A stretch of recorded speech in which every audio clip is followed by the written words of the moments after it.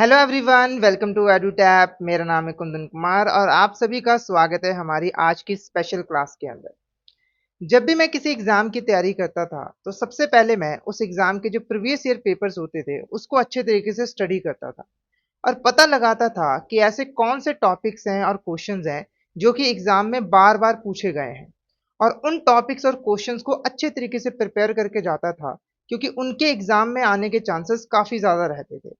ऐसे ही आप जेईबी एग्जाम की प्रिपरेशन कर रहे हो तो आपको भी पता होना चाहिए कि पिछले कुछ सालों में कौन से ऐसे क्वेश्चंस हैं और टॉपिक्स हैं जो कि बार बार पूछे गए हैं, ताकि आप अपनी प्रिपरेशन इसके अकॉर्डिंग कर पाओ। तो आज इस सेशन के अंदर हम पीपीपी के पेपर के अंदर बार बार पूछे जाने वाले क्वेश्चंस को ही डिस्कस करने वाले हैं। आज का जो सेशन है वो पार्ट 1 है, जिसके अंदर हम 25 मोस्ट रिपीटेड क्वेश्चंस को जो है वो डिस्कस करने वाले हैं। तो ये सेशन आपके लिए काफी ज्यादा इंपॉर्टेंट जो है वो रहने वाला है। तो इस सेशन को आपको शुरू से लेकर एंड तक जरूर देखना है। क्वेश्चंस को स्टार्ट करने से पहले मैं आपको बता दूं कि अगर आप जेआईबी एग्जाम की प्रिपरेशन अच्छे तरीके से करना चाहते हो, राइट गाइडेंस के अंदर करना चाहते हो, तो आप हमारे कोर्सेज में एनरोल कर सकते हो। जैसे कि आप हमारे बैंकर कैप्सूल कोर्स में एनरोल कर सकते हो, सुपर क्रैश कोर्स में एनरोल कर सकते हो और टेस्ट सीरीज में एनरोल कर सकते हो। अब इस कोर्स के जो फीचर्स हैं उसके बारे में मैं आपको सेशन के एंड में बताऊंगा। अब जल्दी से स्टार्ट करते हैं आज की क्लास को। आज का फर्स्ट क्वेश्चन देखो। The formal definition of the term banking in India is provided under which specific section of the Banking Regulation Act 1949। तो एक चीज मैं आपको पहले बता दूं कि बैंकिंग की जो डेफिनेशन है वो बैंकिंग रेगुलेशन एक्ट 1949 के अंदर जो है वो दी गई है। ठीक है, तो क्वेश्चन पूछ रहा है कि इस एक्ट के किस सेक्शन के अंदर जो है वो दी हुई है वो बताइए। ऑप्शन ए कह रहा है सेक्शन 5A, ऑप्शन बी कह रहा है सेक्शन 5B, ऑप्शन सी कह रहा है सेक्शन 61 या फिर सेक्शन 21। जल्दी से इस क्वेश्चन का आंसर बताइए कि बैंकिंग की जो डेफिनेशन है वो बैंकिंग रेगुलेशन एक्ट 1949 के किस स्पेसिफिक सेक्शन के अंदर दी हुई है। जल्दी से इस क्वेश्चन का आंसर बताइए। तो इस क्वेश्चन का जो करेक्ट आंसर रहेगा वो रहेगा option B is a correct answer. Section 5B is a correct answer. ठीक है, अब क्या डेफिनेशन दी हुई है ये भी मैं आपको बता देता हूं। तो देखो, सेक्शन 5B के अकॉर्डिंग बैंकिंग के अंदर एक एंटिटी जो है वो पब्लिक से डिपॉजिट की फॉर्म में मनी एक्सेप्ट करती है। ठीक है, और डिपॉजिट से जो भी पैसा आता है उससे लैंडिंग करती है और इन्वेस्टमेंट करती है। पब्लिक का ये जो पैसा है वो पब्लिक की डिमांड के ऊपर रिपेबल होता है या फिर एक स्पेसिफिक टाइम पीरियड के ओवर होने के बाद रिपेबल होता है। पब्लिक अपना पैसा जो है चेक के थ्रू, ऑर्डर के थ्रू या फिर किसी और परमिटेड तरीके से विड्रॉ करवा सकती है। ये क्वेश्चन सेक्शन से रिलेटेड है।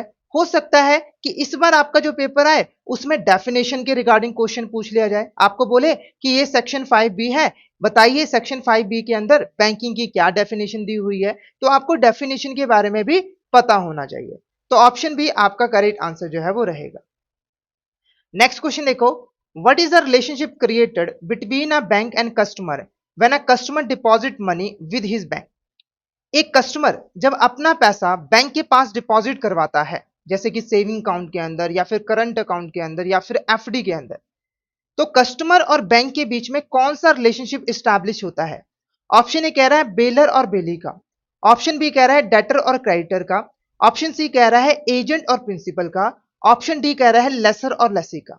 जल्दी से इस क्वेश्चन का आंसर बताइए, इस क्वेश्चन का करेक्ट आंसर क्या होगा। और ये मोस्ट इंपॉर्टेंट टॉपिक है। हर बार देखा गया है कि पेपर के अंदर एक क्वेश्चन जरूर होता है बैंकर कस्टमर रिलेशनशिप के रिगार्डिंग। तो ये टॉपिक काफी ज्यादा इंपॉर्टेंट है। तो जल्दी से इस क्वेश्चन का करेक्ट आंसर बता दीजिए, क्या होगा इस क्वेश्चन का करेक्ट आंसर।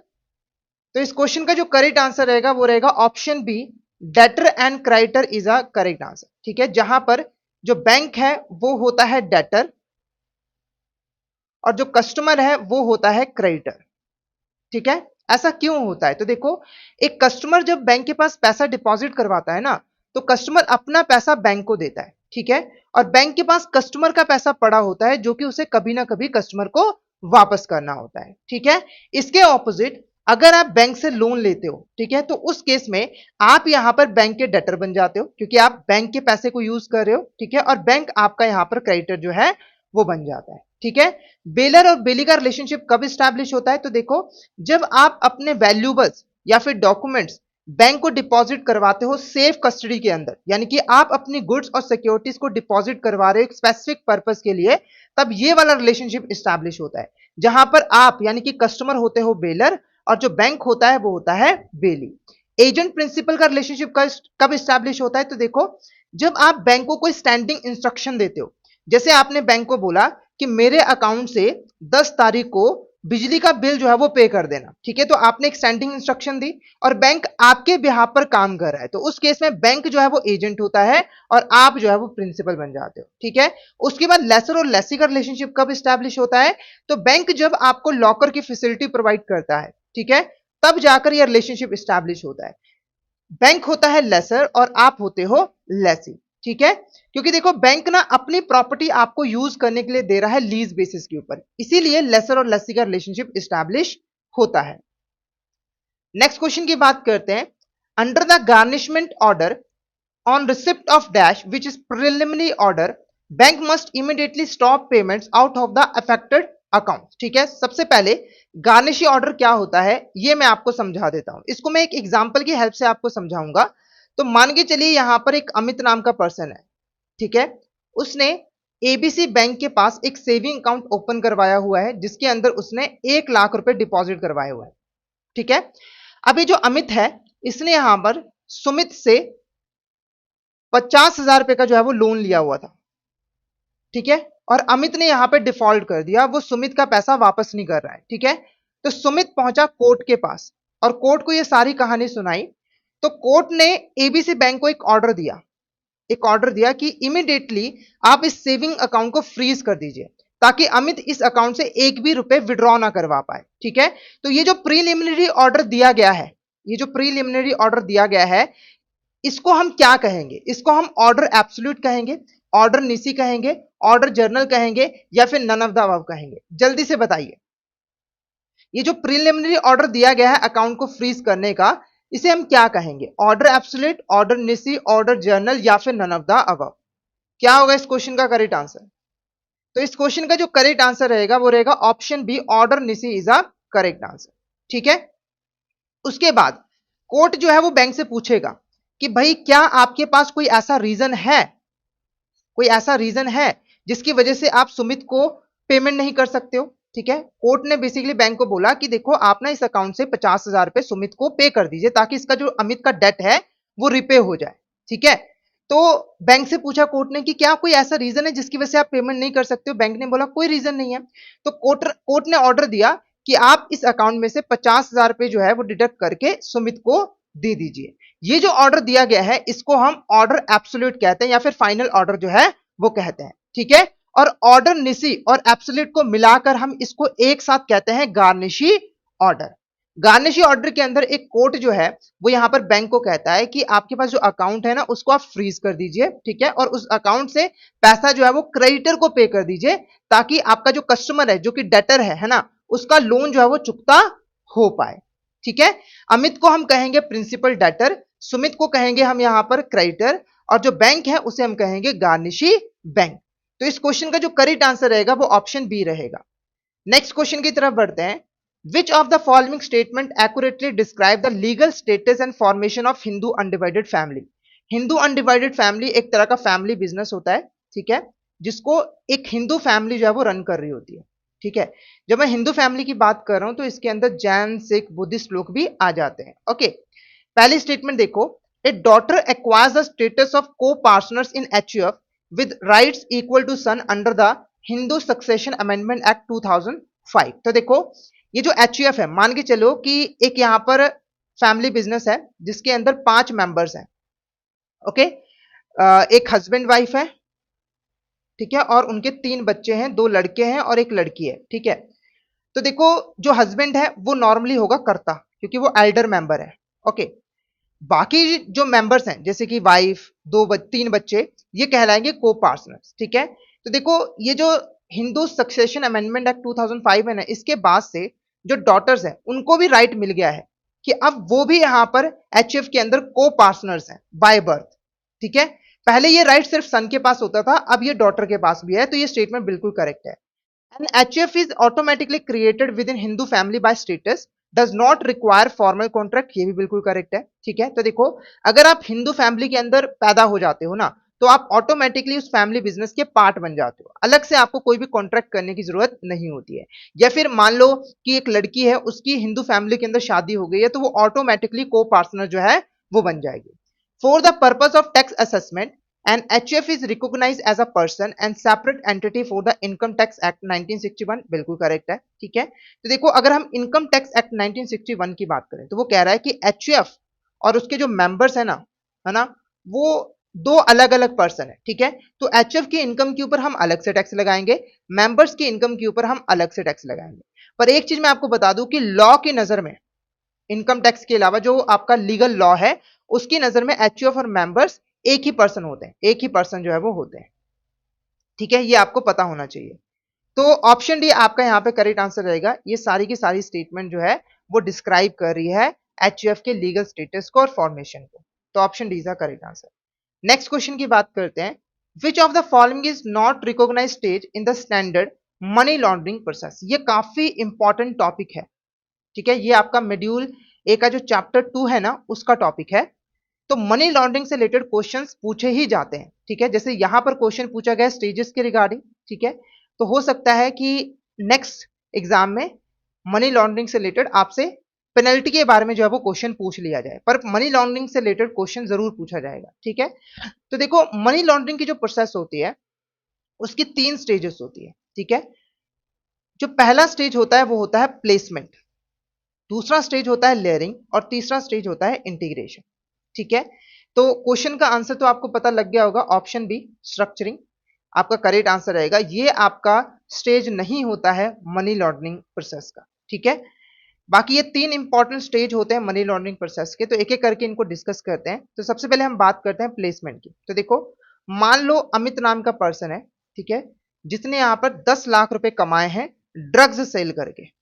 ठीक है, तो ये जो 10 लाख रुपए है ये क्या है, इलीगल मनी है, या फिर आप इसको डर्टी मनी जो है वो कह सकते हो। ठीक है, अब जो अमित है वो यहां पर मनी लॉन्ड्रिंग के थ्रू इस इलीगल मनी को लीगल मनी में कन्वर्ट करना चाहता है। ठीक है, दिखाना चाहता है कि ये पैसा लीगल पैसा है। ठीक है, तो पहला स्टेज है प्लेसमेंट। इसके अंदर अमित क्या करेगा, इसके अंदर अमित जो है इस 10 लाख रुपए को छोटे छोटे पार्ट्स में डिवाइड करेगा। मान लो एक एक लाख के 10 पार्ट जो है वो बना दिए। ठीक है, फिर इसको क्या करेगा, बैंकिंग सिस्टम के अंदर, फाइनेंशियल सिस्टम के अंदर इंट्रोड्यूस करेगा, यानी कि डिफरेंट बैंक अकाउंट्स के अंदर ये पैसा जो है वो डिपॉजिट करवाएगा। ठीक है, तो इसको हम कहेंगे प्लेसमेंट, जहां पर इलीगल पैसा बैंकिंग सिस्टम के अंदर डिपॉजिट करवाया जाता है। ठीक है, उसके बाद आता है लेयरिंग। लेयरिंग में क्या होता है, तो देखो जो पैसा होता है ना, उसको बैंक अकाउंट्स के अंदर इतना ज्यादा घुमाया जाता है कि उसका जो सोर्स है वो यहां पर छुप जाता है। ठीक है, जैसे मान लो कि यहां पर पहले ए बैंक था, फिर बी बैंक, फिर सी, फिर डी, फिर ई। ठीक है, तो पैसा पहले ए बैंक में डिपॉजिट करवाया गया, फिर उस पैसे को बी बैंक में डिपॉजिट करवा दिया, ट्रांसफर कर दिया, फिर सी में, फिर डी में, फिर ई में। ठीक है, यानी कि ट्रांजेक्शन को बहुत ज्यादा कॉम्प्लेक्स बना दिया, ताकि जो पैसे का जो सोर्स है, ओरिजिनल सोर्स है, उसे यहां पर छुपाया जा सके। ये होता है लेयरिंग। इंटीग्रेशन में क्या होता है, देखो जब आपने सोर्स छुपा लिया है ना, तो आप क्या करते हो, पैसे को इन्वेस्ट कर देते हो फाइनेंशियल सिस्टम के अंदर, जैसे कि आपने कार खरीद ली या फिर कोई लग्जरी आइटम जो है वो खरीद ली। इसको हम कहते हैं यहां पर इंटीग्रेशन। ओके, तो यहां पर आके मनी लॉन्ड्रिंग की जो प्रोसेस है वो कंप्लीट हो जाती है। तो इस क्वेश्चन का जो करेक्ट आंसर रहेगा वो ऑप्शन बी रहेगा। नेक्स्ट क्वेश्चन की बात करते हैं। Which of the following statement is correct regarding the regulatory requirements for an LLP. तो सबसे पहले एलएलपी क्या होता है, एलएलपी की फुल फॉर्म है लिमिटेड लायबिलिटी पार्टनरशिप। ठीक है, इसको यहां पर 2008 के अंदर जो है वो इंट्रोड्यूस किया गया था।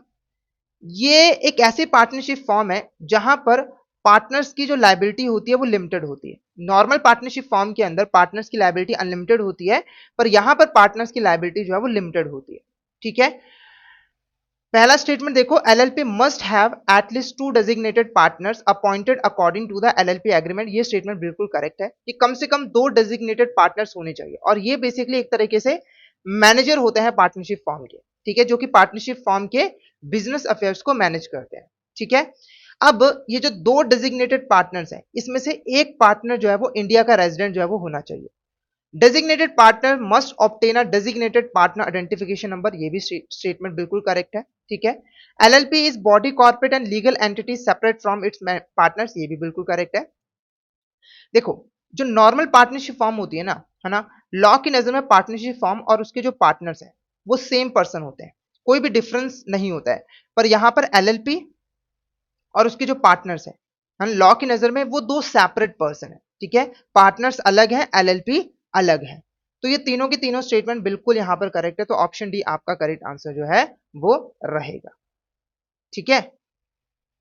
नेक्स्ट क्वेश्चन की बात करते हैं, which of the following is not a limitation imposed on a small account for person with no official valid document, select the most appropriate answer from the option given below। तो देखो, अगर आपके पास official valid document नहीं है, ठीक है, तो आप स्मॉल अकाउंट जो है वो ओपन करवा सकते हो, ठीक है। पर स्मॉल अकाउंट के ऊपर कुछ यहां पर रिस्ट्रिक्शंस होती हैं, जैसे कि स्मॉल अकाउंट के अंदर एक फाइनेंशियल ईयर के अंदर आप 1 लाख से ज्यादा क्रेडिट नहीं करवा सकते हो, ठीक है। उसके बाद जो एग्रीगेट विड्रॉवल और ट्रांसफर है ना 1 महीने के अंदर, वो 10,000 से ज्यादा नहीं हो सकते हैं, ये भी बिल्कुल करेक्ट है। अकाउंट बैलेंस जो है वो हर समय 50,000 या फिर उससे कम होना चाहिए, तो ये भी बिल्कुल करेक्ट है। Balance in the account can be exceed 50,000 provided that annual turnover is high, तो ये गलत है।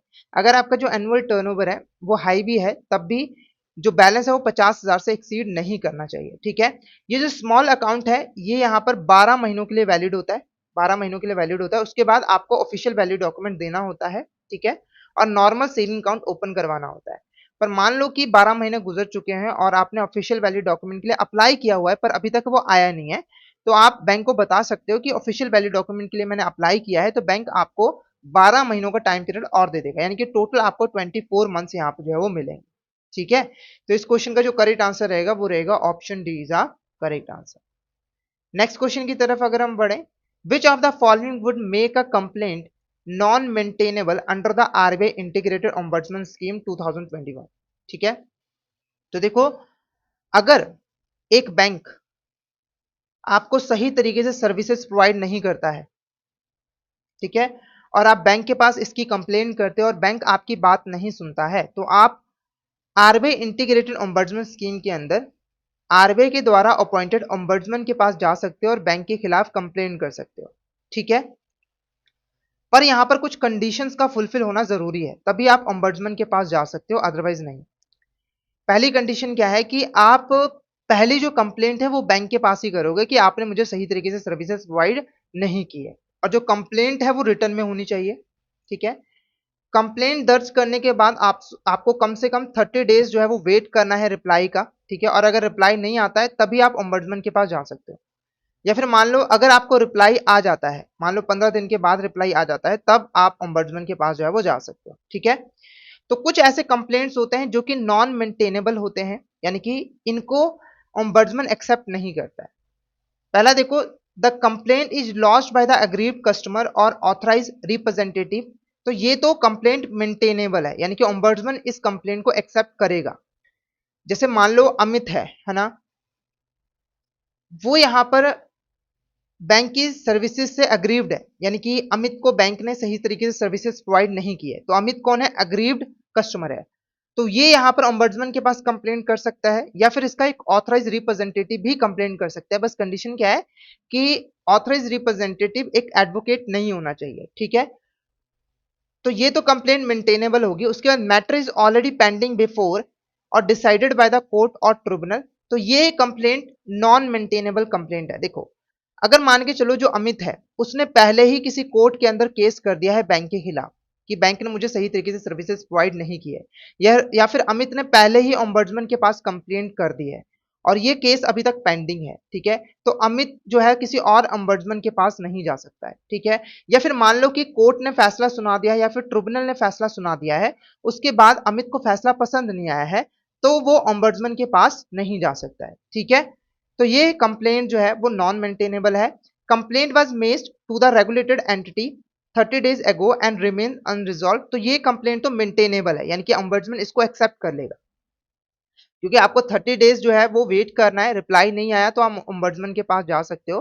Complaint is made within 1 year from the date of regulated entity reply. देखो, अगर रेगुलेटेड एंटिटी यानी कि बैंक का आपके पास रिप्लाई आ जाता है, तो आपको ना 1 साल के अंदर अंदर में कंप्लेंट करनी होती है। अगर आप नहीं कर पाए तो आपका कंप्लेंट करने का जो राइट है वो खत्म हो जाता है।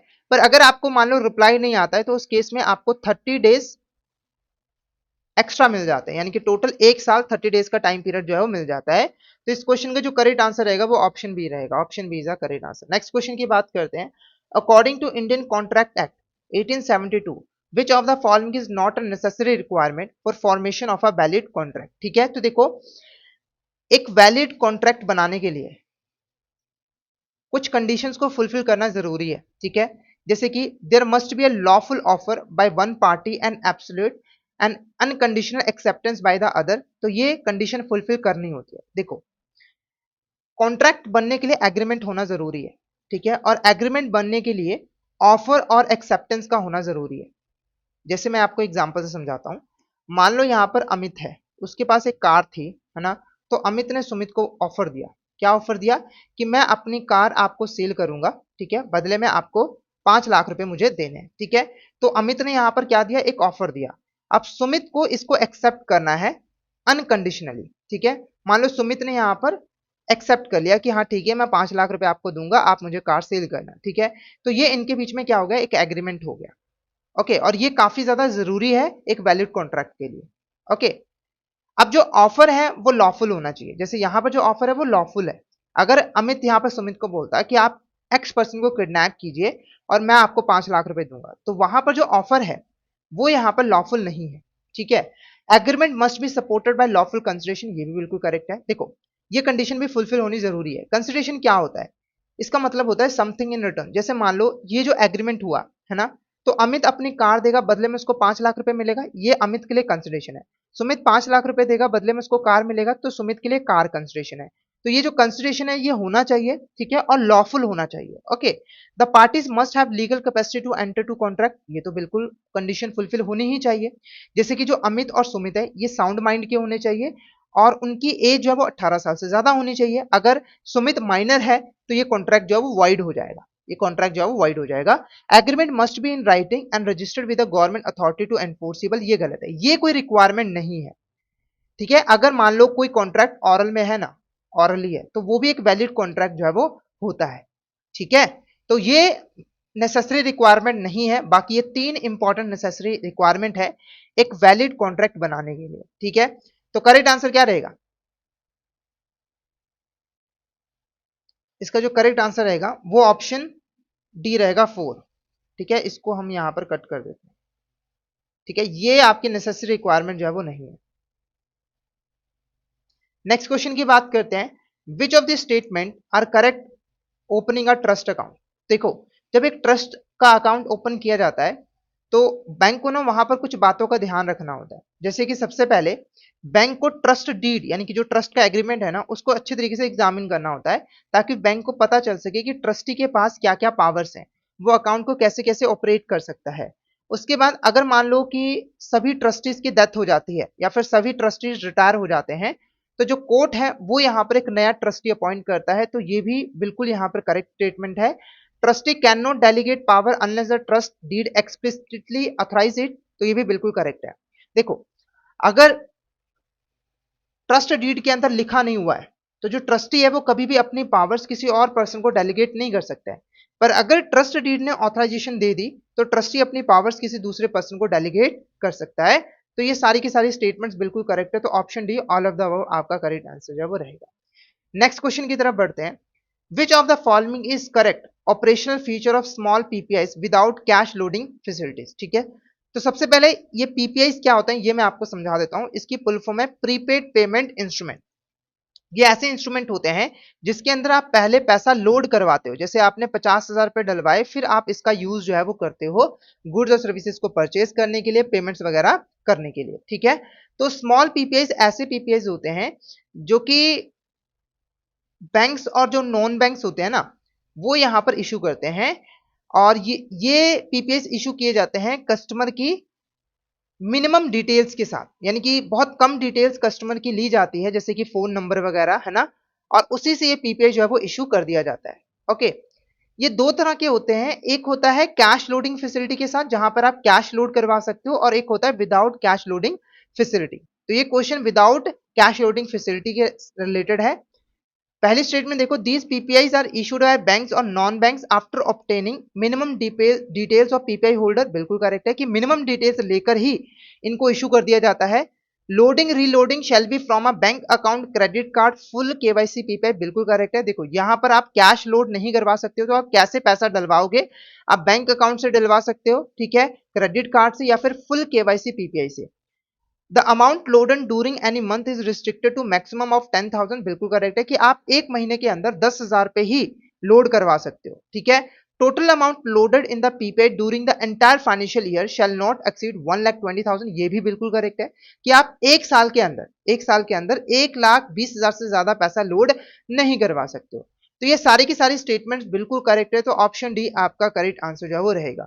और जो कैश लोडिंग फैसिलिटी के साथ स्मॉल पीपीआई होते हैं ना, उनपे भी ये सारी कंडीशन जो है वो एप्लीकेबल होती हैं। बस डिफरेंस क्या होता है कि यहां पर आप कैश लोड जो है वो करवा सकते हो, ठीक है।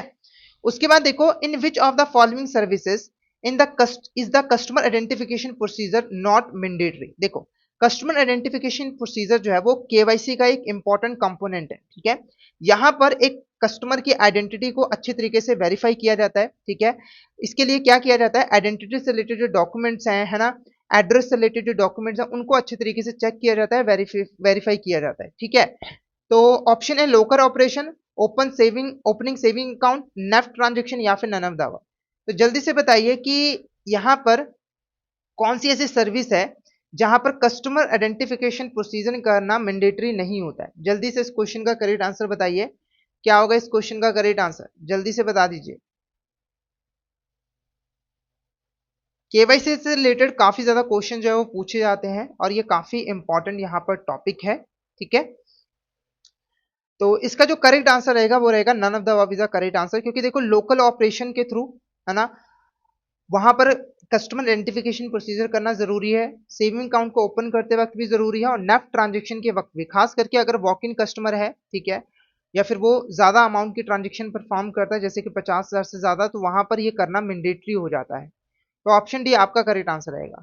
उसके बाद देखो, a non face to face customer opened account through OTP based Aadhaar e KYC, aggregate balance across deposit account exceed 1 lakh before OVD submission, the bank should. तो देखो आप ना बिना फेस दिखाए भी एक बैंक के पास अपना अकाउंट जो है वो ओपन करवा सकते हो, ठीक है। उसके लिए आपको करना क्या होगा, तो आपको OTP based Aadhaar e KYC जो है वो करवानी होगी, यानी कि आपके आधार कार्ड से ही ई केवाईसी जो है वो कर ली जाती है, ठीक है। अब यहाँ पर क्योंकि कस्टमर का फेस बैंक ने नहीं देखा होता है, तो यहाँ पर थोड़ा सा रिस्क होता है, इसीलिए इस अकाउंट के ऊपर कुछ रिस्ट्रिक्शंस लगाई जाती हैं, ठीक है। जैसे कि इस अकाउंट का जो बैलेंस है वो कभी भी किसी भी टाइम 1 लाख से ज्यादा नहीं होना चाहिए, ठीक है। अगर ऐसा होता है तो बैंक क्या करेगा, बैंक यहाँ पर सिर्फ और सिर्फ क्रेडिट को परमिट करेगा, ठीक है, और जितने भी कस्टमर इनिशिएटेड डेबिट्स हैं उनको यहाँ पर सस्पेंड कर देगा, ठीक है, जब तक कि सीडीडी कंप्लीट नहीं हो जाती है। या फिर यहाँ पे जो फ्रेश डिपॉजिट है उसको रिस्ट्रिक्ट कर देगा जब तक कि जो बैलेंस है वो प्रिस्क्राइब थ्रेशोल्ड से कम नहीं हो जाता है। या फिर जो अकाउंट है उसको नॉन ऑपरेशनल बना दिया जाएगा जब तक कि कस्टमर ओवीडी सबमिट नहीं करवा देता है और अपनी सीडीडी को कंप्लीट नहीं करवा देता है। या फिर ऑपरेशंस को अलाउ किया जाएगा, बस यहाँ पर इनहांस ट्रांजेक्शन मॉनिटरिंग की जाएगी कंप्लायंस टीम के द्वारा। जल्दी से इस क्वेश्चन का करेक्ट आंसर बताइए, इस क्वेश्चन का करेक्ट आंसर आपको क्या लग रहा है, क्या होगा इस क्वेश्चन का करेक्ट आंसर, जल्दी से बताइए इस क्वेश्चन का करेक्ट आंसर आपको क्या लग रहा है।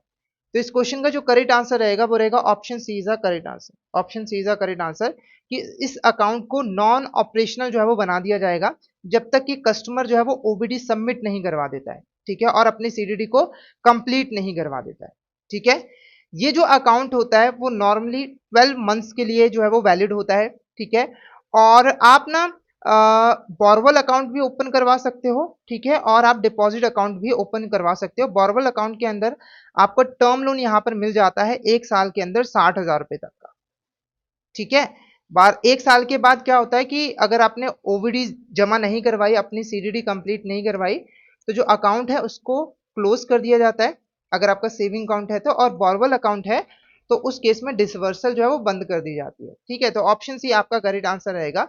उसके बाद देखो, which of the following statement correctly defined banker lien, ठीक है, तो ये आपका 7th चैप्टर है मॉड्यूल ए का ना, ठीक है। तो बैंकर लीन क्या होता है, तो ऑप्शन ए कह रहा है it is a right of the bank to retain possession of goods and securities.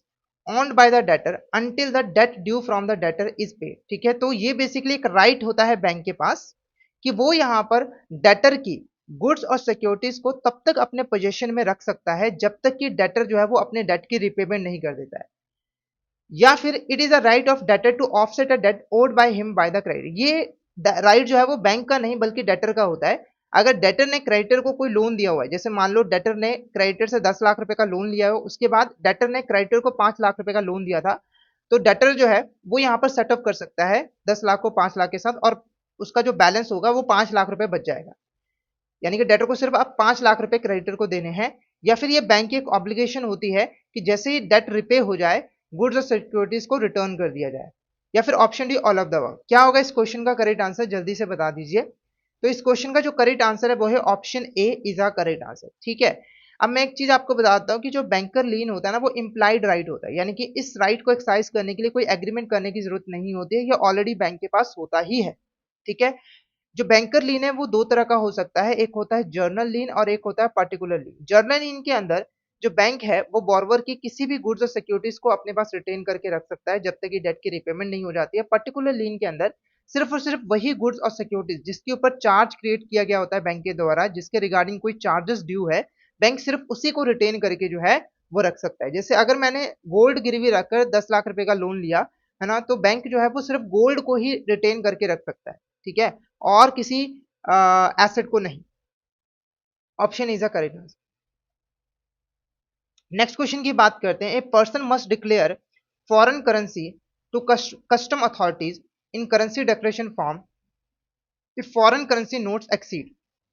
देखो, अगर कोई पर्सन है जो कि बाहर से इंडिया में फॉरेन एक्सचेंज लेकर आ रहा है, ठीक है, जैसे मान कर चलो एक एनआरआई है, वो इंडिया के अंदर घूमने आया है और वो 10,000 यूएसडी डॉलर जो है वो लेकर आया। ठीक है, तो यहाँ पर इस एनआरआई को ना एक करेंसी डिक्लेरेशन फॉर्म जो है वो भरना होगा, जिसके अंदर उसे बताना होगा कस्टम अथॉरिटीज को कि मैं 10,000 यूएसडी डॉलर जो है वो इंडिया में लेकर आया हूँ। ठीक है, तो देखो हालांकि इसकी एक लिमिट होती है ना, अगर लिमिट से कम आप लेकर आते हो तो आपको करेंसी डिक्लेरेशन फॉर्म भरने की जरूरत नहीं होती। जैसे कि अगर आपका जो टोटल फॉरेन एक्सचेंज है जिसके अंदर आपके foreign currency notes traveller cheque सारी ही चीजें आ जाती हैं, अगर उसकी वैल्यू 10,000 यूएसडी डॉलर से एक्सीड नहीं करती है तो आपको करेंसी डिक्लेरेशन फॉर्म्स भरने की जरूरत नहीं होती है। ठीक है, पर अगर मान लो एक्सीड कर जाती है 11,000 यूएसडी डॉलर हो जाता है तो आपको करेंसी डिक्लेरेशन फॉर्म भरना ही होता है। इसके अलावा अगर हम सिर्फ फॉरेन करेंसी नोट्स की बात करें, जैसे कि यूएस डॉलर की बात करें, तो अगर वो 5,000 यूएसडी डॉलर से एक्सीड कर जाता है, ठीक है, तो आपको करेंसी डिक्लेरेशन फॉर्म भरना ही पड़ता है। तो इस क्वेश्चन का जो करेक्ट आंसर रहेगा वो ऑप्शन बी रहेगा, 5,000 USD dollar is a correct answer. Option B आपका करेक्ट आंसर जो है वो रहेगा। ऑप्शन बी आपका करेक्ट आंसर जो है वो रहेगा। ठीक है, नेक्स्ट क्वेश्चन की बात करते हैं। According to the consumer protection act 2019 which of the following is not a consumer. ठीक है, तो देखो जो कंज्यूमर प्रोटेक्शन एक्ट 2019 है ना, उसको लेकर आया गया था ताकि यहाँ पर कंज्यूमर्स को प्रोटेक्ट किया जा सके, उनके जो राइट्स हैं उनको प्रोटेक्ट किया जा सके। तो इस एक्ट के अंदर कंज्यूमर की एक डेफिनेशन दी हुई है, तो आपको बताना है कि इस एक्ट के अकॉर्डिंग कौन सा पर्सन कंज्यूमर नहीं कहलाएगा। पहला देखो, एक person who buys goods for personal use, एक ऐसा पर्सन जो कि पर्सनल यूज के लिए गुड्स खरीदता है, या फिर एक ऐसा पर्सन जो कि यहाँ पर गुड्स खरीदता है ताकि वो उसे रीसेल कर पाए, या फिर वो गुड्स खरीदता है कमर्शियल पर्पस के लिए, या फिर एक ऐसा पर्सन जो कि यहाँ पर सर्विसेज लेता है कंसिडरेशन के बदले में। ठीक है, या फिर एक ऐसा बेनिफिशियरी सर्विसेज का, ठीक है, जिसको सर्विस को यूज करने का राइट मिला है परचेजर की अप्रूवल के बाद। तो इसका जो करेक्ट आंसर रहेगा वो रहेगा option B is a correct answer. देखो, एक ऐसा पर्सन जो कि यहाँ पर गुड्स और सर्विसेज खरीदता है रीसेल के लिए, ठीक है, या कमर्शियल पर्पस के लिए, तो वो कंज्यूमर नहीं होता है। और एक ऐसा पर्सन जो कि गुड्स और सर्विसेज को परचेज करता है पर्सनल यूज के लिए, वो यहाँ पर कंज्यूमर होता है। ठीक है, और अगर मान के चलो कि कोई बेनिफिशियरी, जैसे मान लो कि यहाँ पर एक फादर है, उसने यहाँ पर गुड्स खरीदी है सन के लिए, तो सन यहाँ पर बेनिफिशियरी है, तो फादर की अप्रूवल से सन जो है वो गुड्स को यूज कर रहा है, तो यहाँ पर सन क्या होगा, वो यहाँ पर कंज्यूमर जो है वो कहलाएगा, यानी कि beneficiary of services with the approval of purchaser, ये भी आपका कंज्यूमर की डेफिनेशन में आ जाता है। तो ऑप्शन बी आपका करेक्ट आंसर है। नेक्स्ट क्वेश्चन की तरफ बढ़ते हैं। Match the following regarding the priority sector lending targets for domestic commercial bank. ठीक है, तो देखो जो डोमेस्टिक कमर्शियल बैंक्स हैं उनके लिए जो प्रायोरिटी सेक्टर लैंडिंग टारगेट है वो यहाँ पर सेट किया जाता है आरबीआई के द्वारा। ठीक है, तो जो टोटल प्रायोरिटी सेक्टर टारगेट है वो है 40%। 40% किसका? ए एन बी सी और C E O B E whichever is higher, ठीक है। 40% of A N B C और C E O B E whichever is higher. Agriculture का है 18%, ठीक है। ये जो 18% है इसमें से 14% जाएगा नॉन कॉर्पोरेट फार्मर्स को, ठीक है, और इसमें से भी 10% जाएगा आपके मार्जिनल फार्मर्स को, ठीक है। उसके बाद माइक्रो इंटरप्राइजेस का कितना है? ये है आपका यहाँ पर 7.5 और एडवांस टू वीकर सेक्शन वो है आपका यहाँ पर 12%। तो ऑप्शन ए आपका यहाँ पर करेक्ट आंसर जो है वो रहेगा। यही टारगेट जो है वो फॉरेन बैंक जिसकी 20 से ज्यादा ब्रांचेस है उसके लिए भी जो है वो रखा गया है, सेम जो जो डोमेस्टिक कमर्शियल बैंक के लिए, ठीक है। नेक्स्ट क्वेश्चन की तरफ बढ़ते हैं। In the cheque truncation system cheques are cleared based on their electronic image and micro data, बिल्कुल करेक्ट है। सीटीएस के अंदर जो आपका पेपर चेक होता है उसकी एक इमेज कैप्चर कर ली जाती है, ठीक है, और पूरी क्लियरिंग प्रोसेस के अंदर चेक की इमेज को ही यहाँ पर यूज जो है वो किया जाता है, ठीक है, एक जगह से दूसरी जगह मूव किया जाता है माइक्रो डेटा के साथ। इस सिस्टम के अंदर इंडिया को 3 ग्रिड्स में डिवाइड किया गया है, वेस्टर्न, नॉर्दर्न और साउदर्न, बिल्कुल करेक्ट है, और तीनों के पास अपना खुद का एक क्लियरिंग हाउस है, ठीक है। और एक ग्रिड के अंदर एक ही क्लियरिंग हाउस है, तो उस ग्रिड के अंदर जितने भी चेक्स हैं उनको क्लियर करने का काम, प्रोसेस करने का काम वही क्लियरिंग हाउस जो है वो करता है, ठीक है। उसके बाद बैच प्रोसेसिंग जो है वो रिप्लेस कर दी गई है कंटिन्यूस क्लियरिंग के साथ एज अक्टूबर 2025, बिल्कुल सही है। 2 अक्टूबर 2025 के बाद से अब चेक्स की क्लियरिंग कंटिन्यूस बेसिस के ऊपर होती है। अगर आप चेक जो है वो 10 AM से लेकर 4 PM तक डिपॉजिट करवा देते हो, वो चेक जो है वो सेम डे जो है वो क्लियर हो जाता है। तो ये भी स्टेटमेंट यहाँ पर बिल्कुल करेक्ट है। तो ऑल ऑफ द अबव आपका करेक्ट आंसर है। ये सारी की सारी स्टेटमेंट जो है वो बिल्कुल करेक्ट है, तो ऑप्शन डी आपका करेक्ट आंसर जो है वो रहेगा, ठीक है। पहले क्या होता था कि एक या 2 दिन लग जाते थे, T+1 या फिर T+2, है ना, चेक को क्लियर होने में, पर अक्टूबर 2025 के बाद से अब सेम डे जो है वो चेक क्लियर हो जाता है, ठीक है। उसके बाद an asset is classified as sub standard if it has remained an NPA for a period of. तो एनपीए काफी इंपॉर्टेंट यहाँ पर टॉपिक है, उससे रिलेटेड क्वेश्चन जरूर पूछा जाता है। तो देखो सबसे पहले एनपीए क्या होता है ये मैं आपको यहाँ पर समझा देता हूँ। तो देखो नॉर्मली अगर बॉर्वर यहाँ पर जो है वो लोन के ऊपर डिफॉल्ट कर देता है, ठीक है, और जो पेमेंट है वो 90 डेज से ज्यादा के लिए ओवरड्यू हो जाती है, तो वो एनपीए बन जाता है, ठीक है। डिफरेंट एसेट्स के केस में डिफरेंट यहाँ पर रूल्स हैं। जैसे कि एग्जांपल के लिए अगर आपका जो टर्म लोन है ना, तो वहां पर अगर इंस्टॉलमेंट 90 डेज के ज्यादा के लिए ओवरड्यू हो जाती है तो वो एनपीए बन जाती है, ठीक है। उसके बाद अगर सीसी या फिर ओवरड्राफ्ट की फैसिलिटी है ना, तो उस केस में अगर अकाउंट जो है वो 90 डेज से ज्यादा के लिए आउट ऑफ ऑर्डर रह जाता है ना, 90 डेज से अबव के लिए आउट ऑफ ऑर्डर रह जाता है, तो वो एनपीए बन जाता है, ओके। अगर कोई बिल बिल फाइनेंस था, बिल ऑफ एक्सचेंज है, उसकी पेमेंट अगर 90 डेज से ज्यादा के लिए ओवरड्यू रह जाती है तो वो एनपीए जो है वो बन जाती है, ठीक है। अब देखो एनपीए की भी आगे कैटेगरी है। सबसे पहली कैटेगरी है सब स्टैंडर्ड, ठीक है। तो देखो अगर कोई एसेट जो है वो एनपीए रहती है 12 महीने या 12 महीनों से कम के लिए, तो वो यहाँ पर आ जाती है सब स्टैंडर्ड कैटेगरी में। तो ऑप्शन बी इस क्वेश्चन का करेक्ट आंसर जो है वो रहेगा। लेस देन और इक्वल टू 12 मंथ्स, ठीक है, अगर कोई एनपीए रहती है वो सब स्टैंडर्ड कैटेगरी में आती है। अब कोई एनपीए अगर 12 महीनों से ज्यादा के लिए एनपीए रह जाती है तो वो डाउटफुल कैटेगरी में आ जाती है। डाउटफुल कैटेगरी की भी 3 कैटेगरी है, D1, D2, D3, ठीक है। जैसे अगर 1 साल के लिए डाउटफुल कैटेगरी में रहता है तो वो डाउटफुल 1 है। अगर एसेट जो है वो 1 साल से ज्यादा 3 साल से कम के लिए डाउटफुल कैटेगरी में रहती है तो D2, और 3 साल से ज्यादा के लिए अगर कोई एसेट डाउटफुल कैटेगरी में रहती है तो वो D3 बन जाती है, D3 जो है वो बन जाती है। उसके बाद आपकी एक लॉस एसेट भी होती है। अगर मान लो कोई ऐसी एसेट है जिसको बैंक रिकवर नहीं कर सकता है, जिसको बैंक रिकवर नहीं कर सकता है, बैंक ने एड़ी चोटी का जोर लगा लिया है, अब चांस ही नहीं है कि वो पैसा वापस मिल जाए, तो वो लॉस एसेट की कैटेगरी में आ जाता है, ठीक है। उसके बाद देखो small limited liability partnership is one where contribution does not exceed and turnover does not exceed. तो देखो ये जो स्मॉल लिमिटेड लायबिलिटी पार्टनरशिप है ये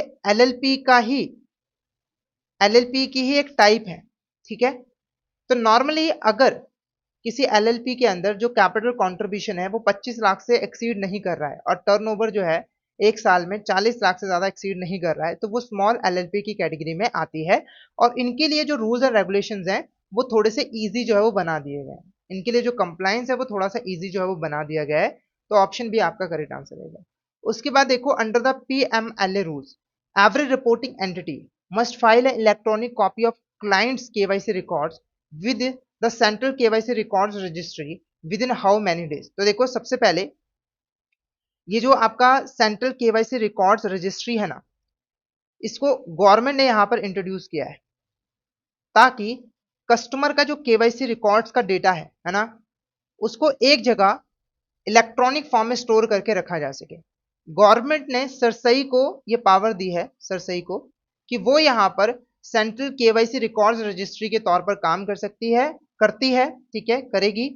और ये जो है KYC कस्टमर का KYC रिकॉर्ड्स का जो डेटा है अपने पास स्टोर करके रखेगी और जरूरत पड़ने पर बैंकों को प्रोवाइड करेगी, ठीक है। तो देखो अगर एक बैंक कोई भी अकाउंट ओपन करती है तो अकाउंट ओपनिंग के बाद 10 दिन के अंदर अंदर में कस्टमर का जितना भी KYC का रिकॉर्ड्स है उसे यहाँ पर सरसई के पास जो है वो डिपॉजिट करवाना होता है, अपलोड करना होता है, ठीक है। तो ऑप्शन सी आपका यहाँ पर करेक्ट आंसर रहेगा।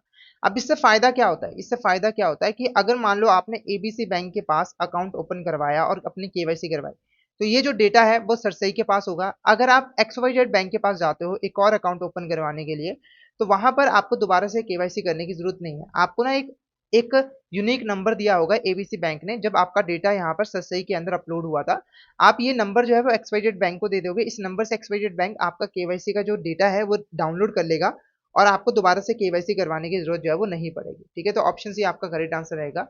उसके बाद देखो which of the following ways can goods deliver to create a pledge. देखो नॉर्मली प्लेज का जो चार्ज है वो मूवेबल जो एसेट्स होती है ना उसके ऊपर क्रिएट किया जाता है। जैसे एग्जांपल के लिए गोल्ड हो गया, कार हो गई, ठीक है। अब देखो प्लेज के अंदर क्या होता है कि आप गुड्स का जो पोजेशन है वो बैंक को दे देते हो, ठीक है। यानी कि आपको यहाँ पर गुड्स की डिलीवरी करनी होती है। तो आप गुड्स की डिलीवरी कैसे कैसे कर सकते हो, पहला देखो जिस गोडाउन के अंदर गुड्स स्टोर करके रखी हुई हैं आप उसके कीज बैंक को दे सकते हो, बिल्कुल ये एक तरीका होता है, इसको हम कंस्ट्रक्टिव डिलीवरी कहते हैं। बाय अटॉर्नमेंट, इसमें क्या होता है, मान लो आपका जो गुड्स है वो पब्लिक वेयर हाउस के अंदर है, ठीक है। तो पब्लिक वेयर हाउस का जो वेयर हाउस मैन है वो यहाँ पर एक्नॉलेज करेगा, बैंक को बताएगा कि अब से जो गुड्स हैं मैं आपके बिहाफ पर इस वेयर हाउस के अंदर स्टोर करके रख रहा हूँ, ठीक है।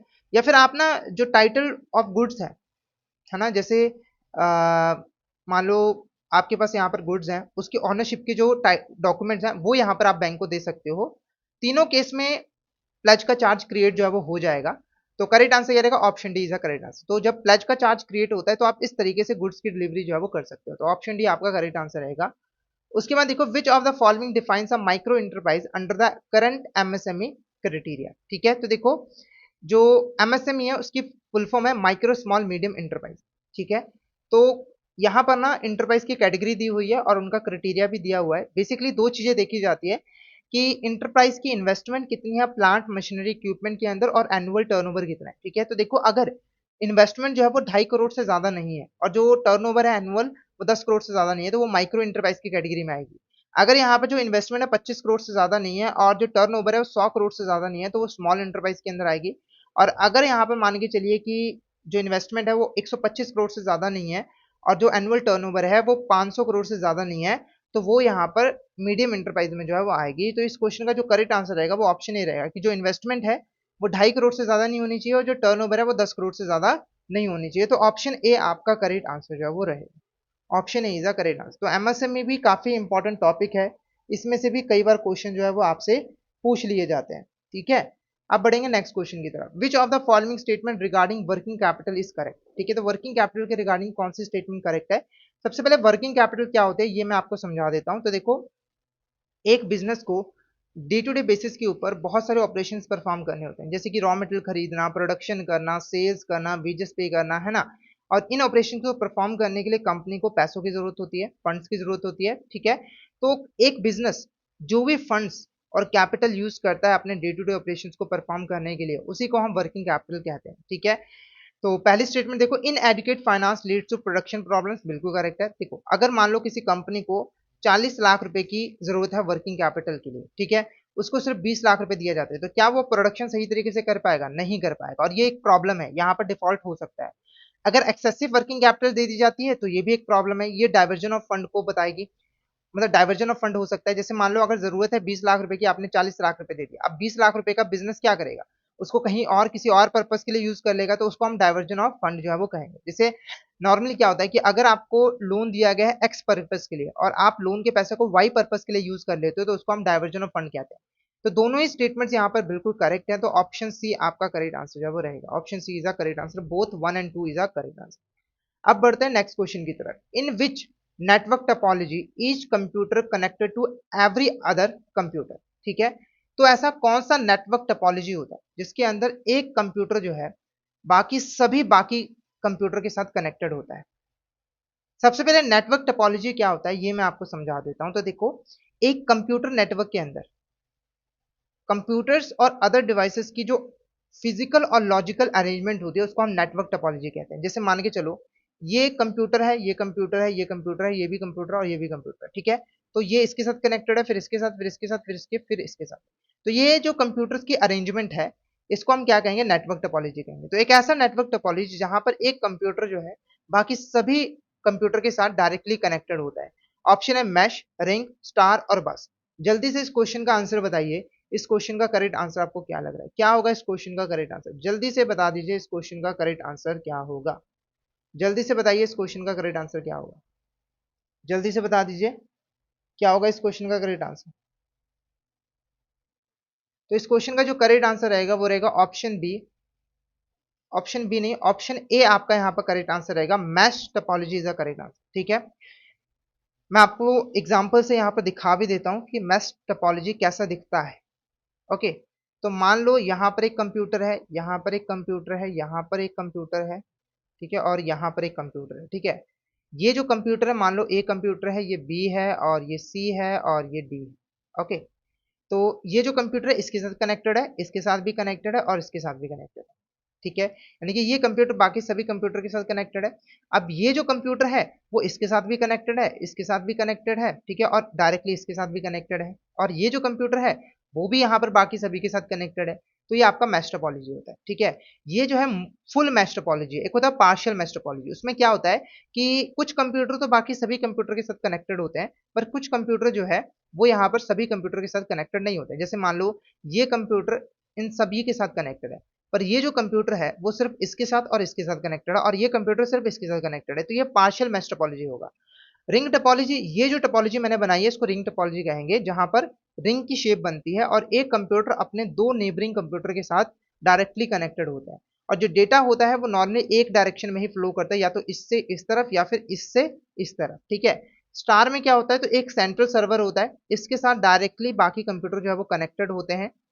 ठीक है, इस तरीके से एक स्टार की शेप जो है वो बनाते हैं। अगर सेंट्रल सर्वर फेल हो जाता है तो बाकी सारे के सारा जो नेटवर्क है वो भी डिस्टर्ब हो जाता है। बस में क्या होता है, एक सिंगल केबल होती है, उसके साथ डायरेक्टली यहाँ पर कंप्यूटर जो है वो कनेक्टेड होते हैं इस तरीके से।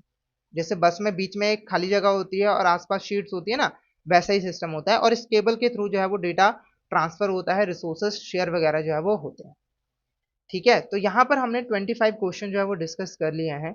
आई होप आपको ये अच्छी तरीके से क्लियर जो है वो हो गए होंगे। ठीक है, और ये जो क्वेश्चन है ना वो एग्जाम में बार बार आते हैं, एग्जाम में बार बार आते हैं। तो आपको ये क्वेश्चंस और इससे रिलेटेड जो टॉपिक्स हैं उनको बिल्कुल भी स्किप जो है वो नहीं करना है। एक चीज मैं आपको पहले ही बता दूं कि जरूरी नहीं है कि सेम क्वेश्चन दोबारा से आए। मतलब जैसे यहाँ पे लिखा हुआ है कि कौन सी टपोलॉजी के अंदर एक कंप्यूटर बाकी सभी कंप्यूटर के साथ कनेक्टेड होता है, जरूरी नहीं है कि यही क्वेश्चन दोबारा आए। ऐसा भी हो सकता है कि क्वेश्चन आए, बताओ ऐसा कौन सा टपोलॉजी है, ठीक है, जिसके अंदर एक सिंगल केबल होती है और बाकी सारे कंप्यूटर कनेक्टेड होते हैं। तो वहां पर आपको पता होना चाहिए कि ये बस टपोलॉजी, मतलब कि टॉपिक सेम रहेगा, है ना, बस क्वेश्चन को चेंज कर दिया जाएगा।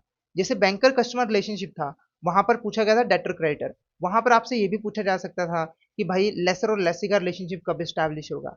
ठीक है, ये हमारा पार्ट 1 है। पार्ट 2 के अंदर रिमेनिंग जो 25 क्वेश्चन है उसको भी हम यहाँ पर जो है वो डिस्कस करेंगे। ठीक है, अब स्टार्टिंग में जिन कोर्सेज के बारे में मैंने आपको बताया था, है ना, उसको हम थोड़ा सा डिटेल में जान लेते हैं। ओके, तो देखो, अगर आप हमारे कोर्सेज में एनरोल करना चाहते हो तो हमारी वेबसाइट के ऊपर आपको आना है। वहां पर आपको कोर्सेज वाला एक कॉलम मिलेगा, उसके ऊपर जेआईबी कोर्सेज के ऊपर आपको क्लिक करना है। जैसे ही आप क्लिक करोगे ना, आपको हमारे जेआईबी के सारे कोर्सेज जो है वो दिखने लग जाएंगे। जैसे कि सबसे पहले आता है बैंकर कैप्सूल कोर्स। अगर आपके पास टाइम कम है और आप रिकॉर्डेड वीडियो के थ्रू प्रिपरेशन करना चाहते हो तो बैंकर कैप्सूल कोर्स आपके लिए बेस्ट कोर्स रहेगा।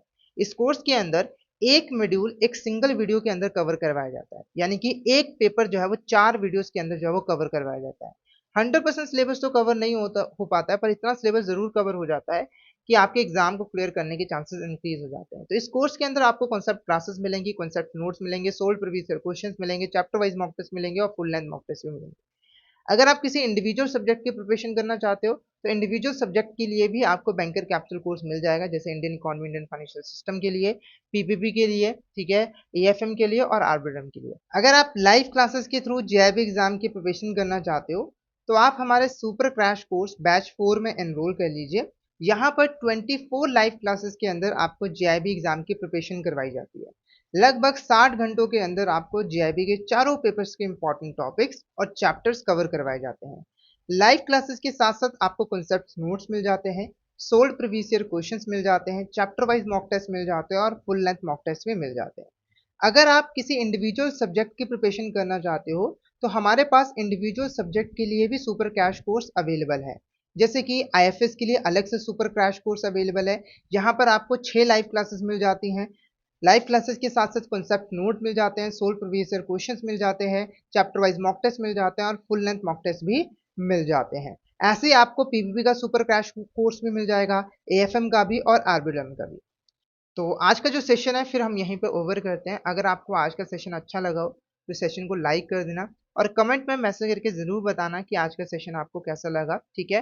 फीडबैक ज़रूर प्रोवाइड करना, चाहे फीडबैक अच्छा हो चाहे बुरा हो, आपने कमेंट करके ज़रूर जो है वो बताना है, ठीक है, क्योंकि आपका फीडबैक हमारे लिए काफ़ी ज़्यादा इंपॉर्टेंट है, ठीक है। उससे हमें मोटिवेशन मिलता है और इम्प्रूवमेंट करने में भी हेल्प मिलती है। अगर आप हमसे कांटेक्ट करना चाहते हो तो ये हमारा व्हाट्सएप नंबर है 8146207241। यहाँ पर आप हमसे कांटेक्ट कर सकते हो। और अगर मेल के थ्रू कांटेक्ट करना चाहते हो तो hello@edutap.co.in के ऊपर आप हमें मैसेज जो है वो कर सकते हो, ठीक है। तो आज का सेशन हम यहीं पे ओवर करते हैं। आज के लिए इतना ही, मिलते हैं नेक्स्ट क्लास में। Thank you so much everyone.